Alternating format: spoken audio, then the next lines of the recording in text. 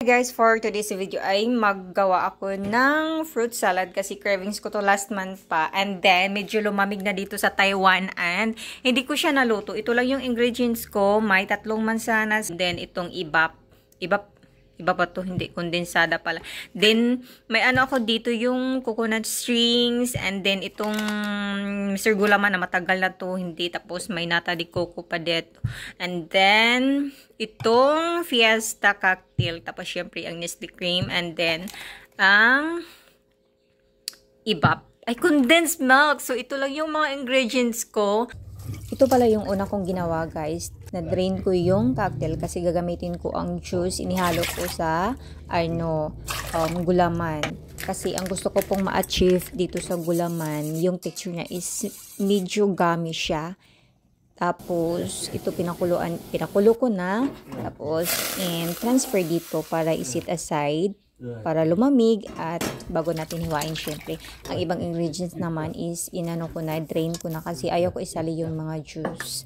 Lalo na itong buko, sobrang tamis ng juice niya. And then ito na yung mga ingredients ko, yung mansanas, sobrang tingkad ng kulay. Kasi ang technique talaga, guys, pag gusto nyo maghalo ng mansanas sa mga fruit salad is kailangan yung hugasan muna siya. After yung mahiwa-hiwa, hugasan nyo muna siya sa tubig na may asin para yung hindi mangiba yung kulay niya, medyo brown na, basta magganon-ganon.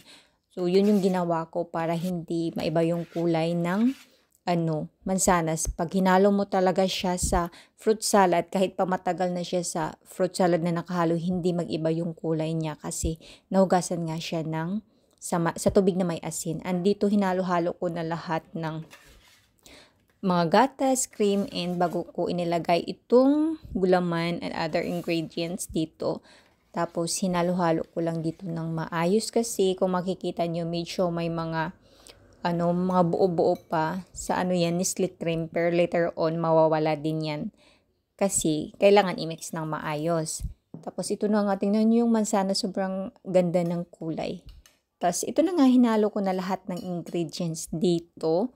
Tapos hinalo ko syempre ng maayos para talaga yung mga buo-buo na Nestle cream is matunaw talaga siya. Alam niyo ba, guys, while ako dito naghalo, sobrang bango ng salad, as in talaga naglalaway na ako. And then dito, guys, ang lasa pala nito is hindi siya masyadong matamis at lalong-lalo na hindi siya nakakaumay na yung feeling na balik-balikan mo talaga siya. Kasi nga yung ingredients ko na mga cream, milk is sakto lang talaga sa other ingredients na ihalo ko. So, yun lang. Maraming salamat. And ito na nga. Kain po tayo. Sobrang sarap po talaga, promise. Yum, yum. Gawa na po kayo. And pwede nyo itong gayahin kahit yung mga ingredients ko lang na konti.